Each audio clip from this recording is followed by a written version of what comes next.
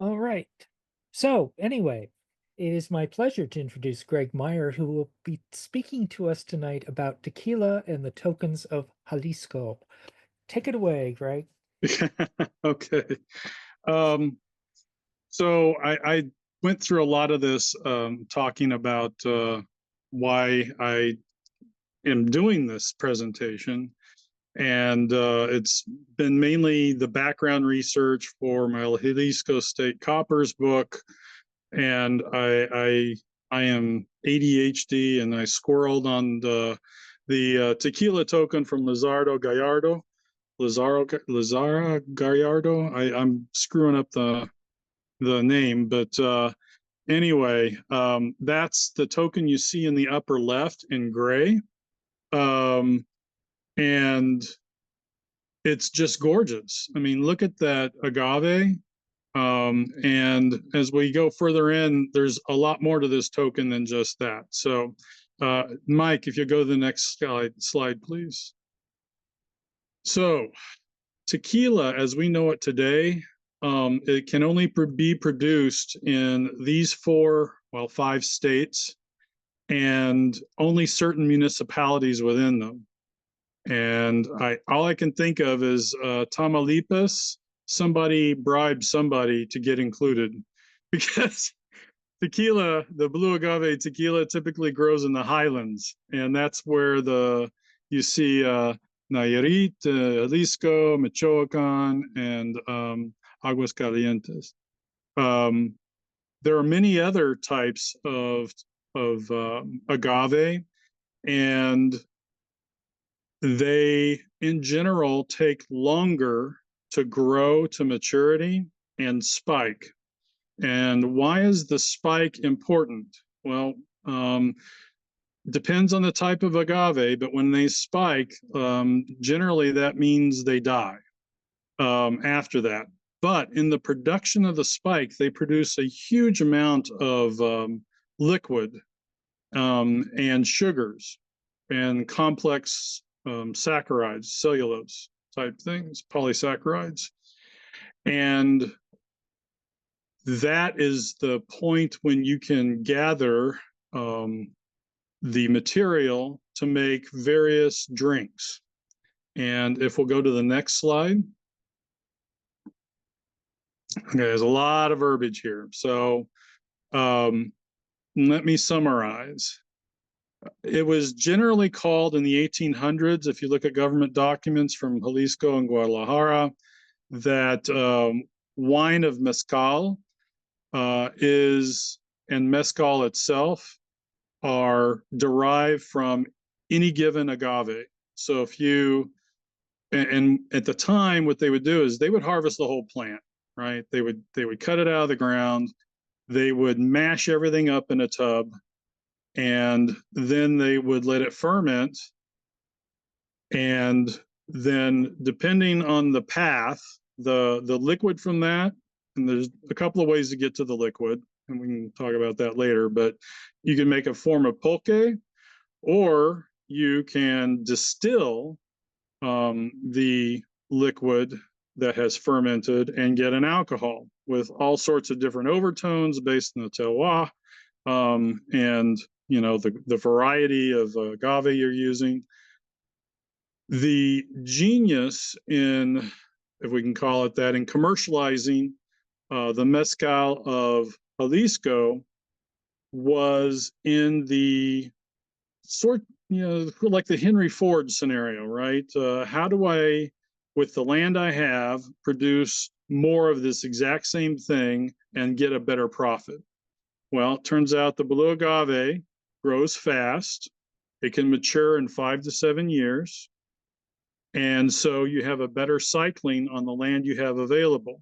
Now, before 1917, this really wasn't too big of a problem, because 1% of the people owned almost 97% of the land in Mexico in these huge haciendas.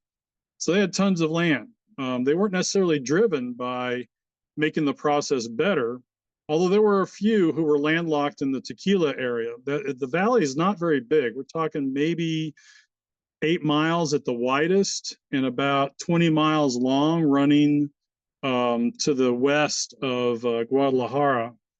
And the key here is one, it's a highlands, and soil is enriched by the volcanoes around it, namely the Tequila volcano, which is just to the south. And there's a river, of course, so there's some water. The what happened to grow mostly around here was the blue agave, or the agave tequiliana, and because of its short life cycle, that's what was adopted.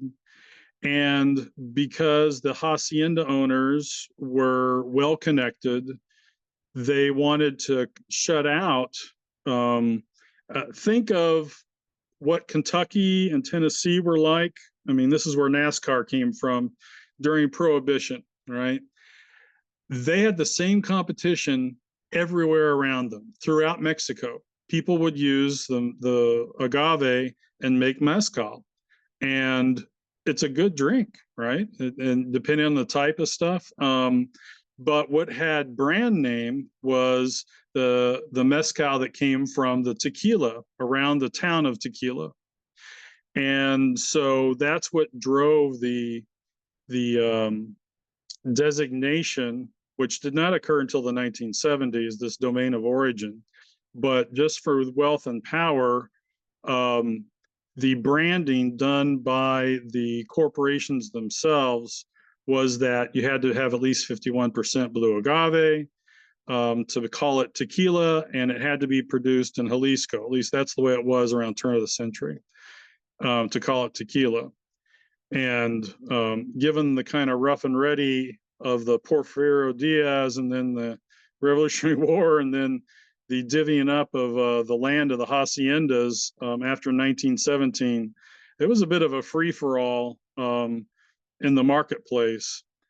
What helped them was that we had prohibition going in the United States, so there was a huge amount of gambling and liquor using along the border. And tequila, being very cheap, was the drug of source, for all those gambling establishments. And so that drove the profits of the tequila makers and kept them going through the Depression. When you come out the other side, you have Salsa, you have Cuervo, and a handful of others. Herradura, which is their emblem is a kind of a horseshoe. And just, I mean, literally there's less than 10 that came out of that period. So we want to talk about tokens. Let's go to the next page. Oh, and I just want to throw this in here. The heart of the agave, once it's cut with the koa.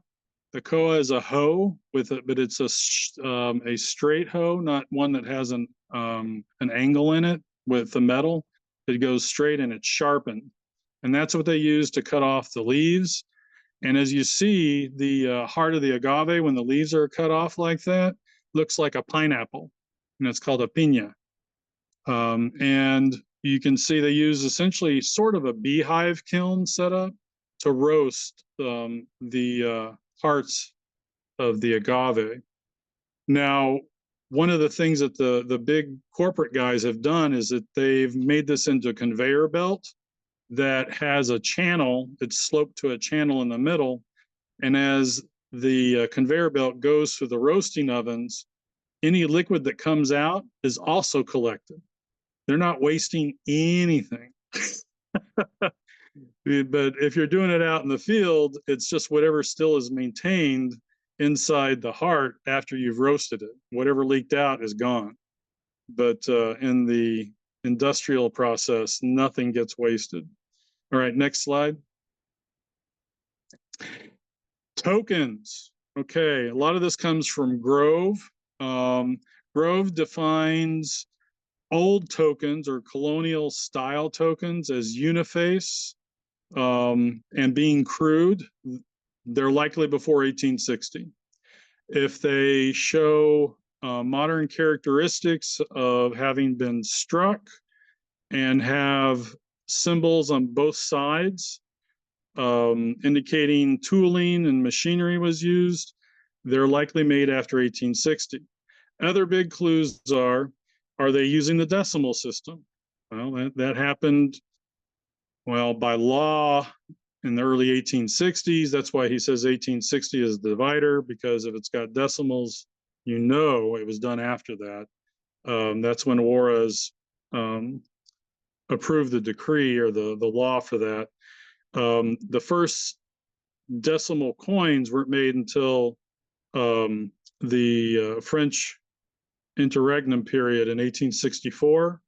And then the Mexican centavos from the Second Republic started being made in the late 1860s, 1868, 69, 70, depending on the denomination, in the mint when they were issued.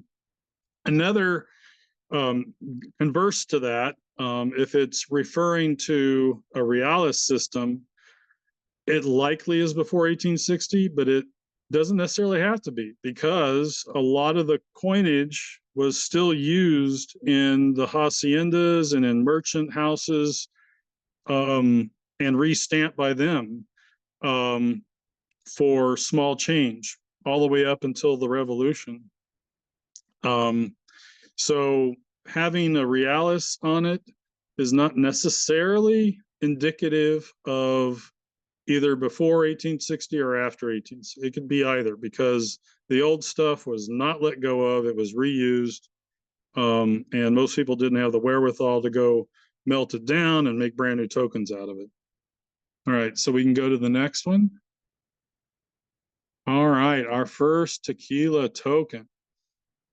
So here, this is from Stacks and Bowers, and it's just gorgeous. I think this one was mint state 64. It sold for over $500, and you can see it's got a date on it on the back, 1857. This is obviously struck, right? It was made from very nice dyes. So what we do know about Lazaro is that he was a tavern owner in Tequila, Mexico, and he also had fields. Not sure if we necessarily call it a hacienda, but he had fields, and he grew his own agave and sold his own mezcal. Now, why does this token have mesquite on it? If you know how things work, like let's think about the UK and Scotland. There used to be huge forests in the United Kingdom and Scotland before the British Empire harvested almost everything to build their ships. They're starting to replant now. That's fun. But the same thing happened in Mexico, in the Tequila Valley. Plus, there's not a lot of rain. So the pine trees, the diverse woods were there when the Spaniards arrived. They got used up in making buildings and burning. And what was left was the scrub stuff, which is mesquite. And what we're looking at is supposedly a mesquite tree. That's what they would have been using to heat the ovens to make tequila. So it's a big part of how do you make tequila. You gotta heat up those hearts of the agave, and the mesquite. Knowing that you got a good source of mesquite to do that was obviously pretty important, and important enough to put on a token. And maybe this was a wage token for the people who harvested the wood for the ovens. It's hard to know. Next, on this one's awesome. So Kamashines, I'm not, somebody correct me, please. I'm desperate here. Is a hacienda municipality that is south of Tequila. Obviously, Lazaro had another set of lands there, and on this one he actually shows a tequila plant, an agave, and underneath on the I don't know what we call the reverse obverse on this, but the one side to the right that says Commissionus Shinus has two barrels, one up, one down, and something that looks like a pot in the middle. I would argue that that pot is an alembic still without the top on it. And this is indicating a good section of the life cycle of how tequila is made. It has a counter stamp of an eagle. No clue what that means other than that, somebody was very happy to be in the Mexican Republic. Usually things got stamped if they were being reused for another purpose. So it may have been that this token got reused for some other merchant or for some other hacienda at a later date. Next slide, please. Zacatecas link. This is my own token. And on the left side, you can see there's an agave that has been counter-stamped into the pyramid. And above it is a small little 4-petal flower. As I said, mezcal is made everywhere in Mexico. This was stamped on a what Don Bailey called a hacienda fake made Zacatecas Cortilla. The 1860 date on it is fictitious. The mint did not make anything on that year. So this was already being used on a hacienda for probably nefarious purposes to make money.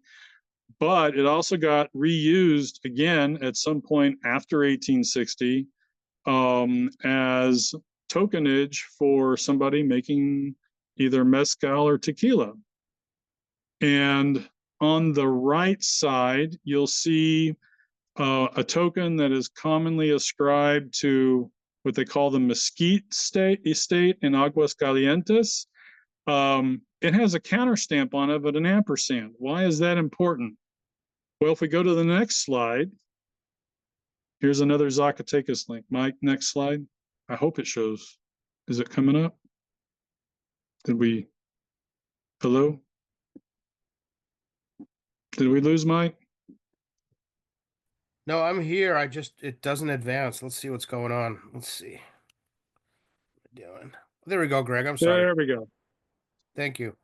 This is a Zacatecas counter stamp for the Salsas, which was a salt harvesting hacienda north of the town of Zacatecas. Now, at some point later, the Salsas counter stamp with the right angle there is not that uncommon, right? You see them a lot. The ones with an ampersand are harder to come by. And I think this occurred probably at a later date. And, Zacatecas got split by, what was the general that was lost at San Jacinto? My brain is not working. But anyway, he split up as punishment to Zacatecas for a rebellion in 1877. He broke off Aguascalientes from Zacatecas as punishment for that. And I think that this token got reused after that point with somewhere close to that Mesquite estate in Aguascalientes, which, as we know from the domain of origin, has places that can grow the blue agave and could be making tequila. This is one of my areas of rabbit hole tracking. We'll see if I can figure out how to thread this all together. This is not something I've seen very often. It's an encased 5 centavo. It's a merchandising, advertising effort by Sauza, Tequila Sauza. The date on the encased 5 centavo is 1971. And as I state here, the interest and growth in the tequila industry really started taking off after the 1968 Summer Olympics in Mexico City. There was a concerted effort to push tequila of all its different types of flavors and mezcal and cocktails made from them. And I think this is a continuation of that merchandising effort for tourists coming into Mexico City, right? This is a perfect little thing that to remind them of tequila and being in Mexico. The margarita, as with most cocktails, has many potential origin stories. I would think that it did start somewhere along the border in the 30s during Prohibition as a way to make the tequila go further and be tastier for really bad tequila, right? As a way to push really bad tequila that people would still drink. So either one of these stories is potentially workable, but I would go with the one based, I think it says Mexicali. I can't read the small type. Okay. Oh, Ensenada, yeah, Baja California, which ties into a token that we'll get to here in a bit. So next slide, please. Okay. All right, this one was an oddball. At first, I was very excited when I saw this, but then when I got it in hand, it was obvious it was made out of pot metal, and it was cast. And being uniface, when I saw it on eBay, I thought, well, maybe it's an old one. Well, no. The Casa Noble tequila was created in 1998. I think this was something that was somehow attached to, and it's a very high-end brand, right? I think it was attached to packaging for one of their high-end tequilas, but the symbology is fabulous. You got the agave plant at the top. You have the koa. We can actually visualize what those koa look like, the hose, the harvesting hose, and you have a barrel of tequila. Tequila was sold at the border mostly in barrels until the late 1800s, early 1900s. Only then was there a slow transition to glass. And that's probably also due to the cheapness of glass becoming affordable for the tequila producers because of the automated bottling machine makers using pressurized air started to really come into play in the market. But the symbology and the uniface construction and the casting are all smoke and mirrors to make it feel old when the brand is really 1998. All right, so next slide. Okay. Here's an investigation one. So Carmen is the name of the hacienda, and we don't have it listed in Grove or Rulau and Eklund. I'm looking to cross-reference this one based on the digitized hacienda mapping records and Fernandez Garza's book on municipal tokens and particular tokens of Mexico. So this is a research piece. I don't know if it's tied to tequila or not. I don't know what the thing is underneath Carmen. It could be something for transport. One would hope to see barrels on top, but there aren't barrels. Next slide. Okay. Here, okay, this one's busy. So now we're out of potential tequila and we're into bars. And of course, probably one of the most famous bars is the Tijuana Owl ABW Club Bar. The copper one is from my collection. I don't have the restrike or even the previous one. That's Uniface. Now the 5 and the 10 cents, that is the liquor company of Tijuana, based out of Tijuana and Ensenada. And they have a range of tokens that go from, I think, 2 cents to 50 cents. And I don't know a lot about them yet, but I suspect that they were big pushers of tequila, as was the Albar.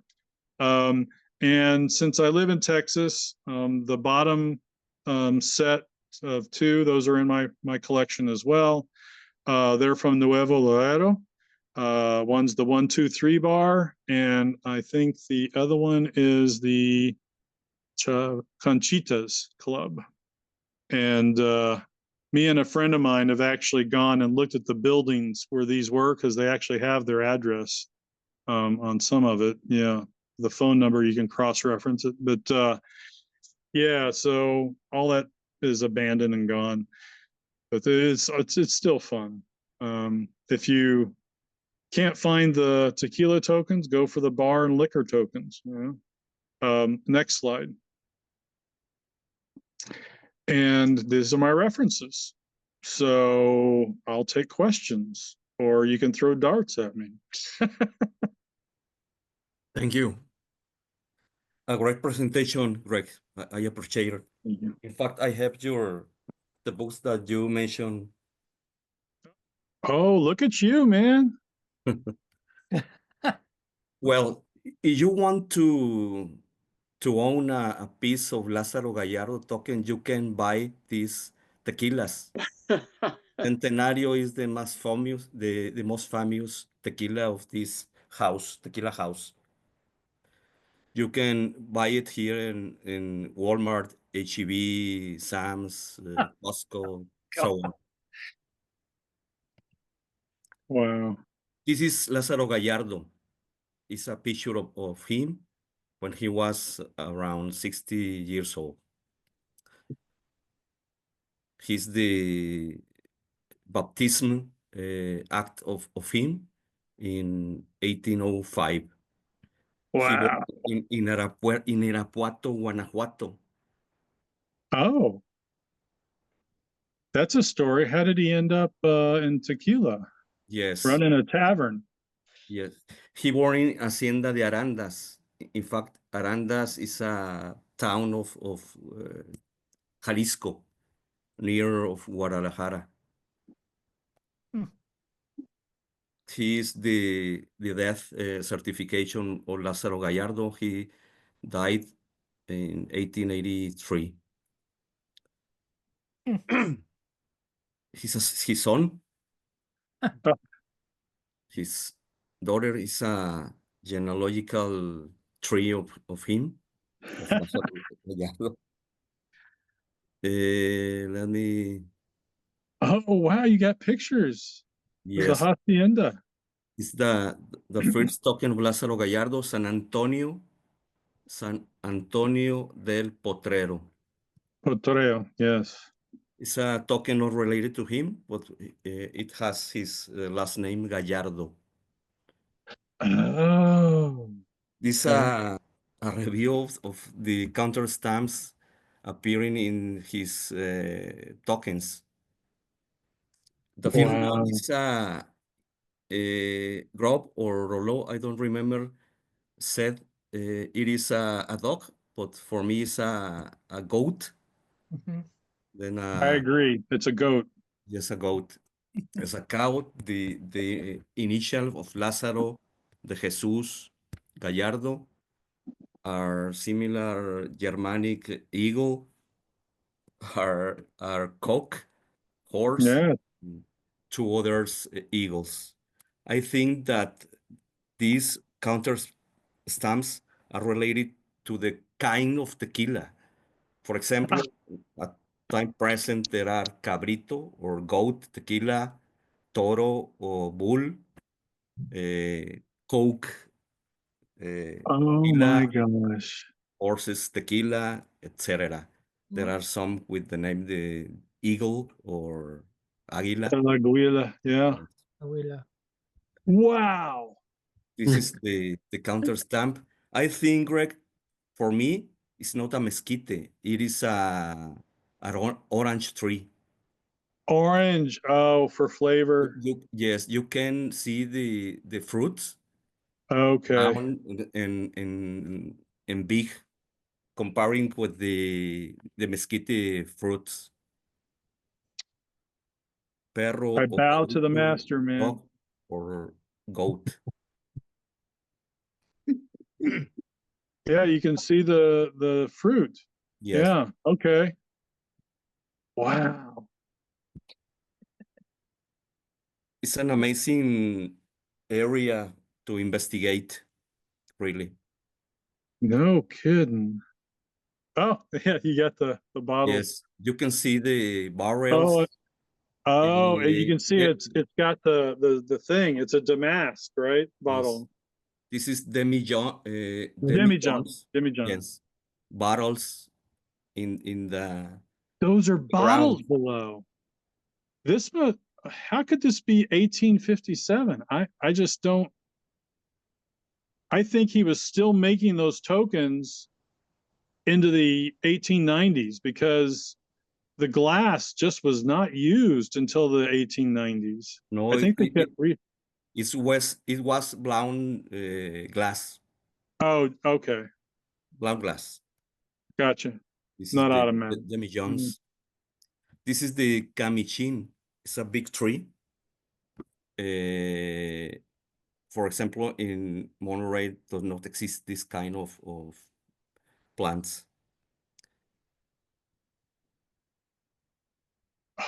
Can you eat the kamashin? Those fruits? No, no, I don't know it. So many. Yes, there are mark Caralore by Rollo is ADT's Ayuntamiento de Tequila. I think it's como it's like a municipality of Tequila.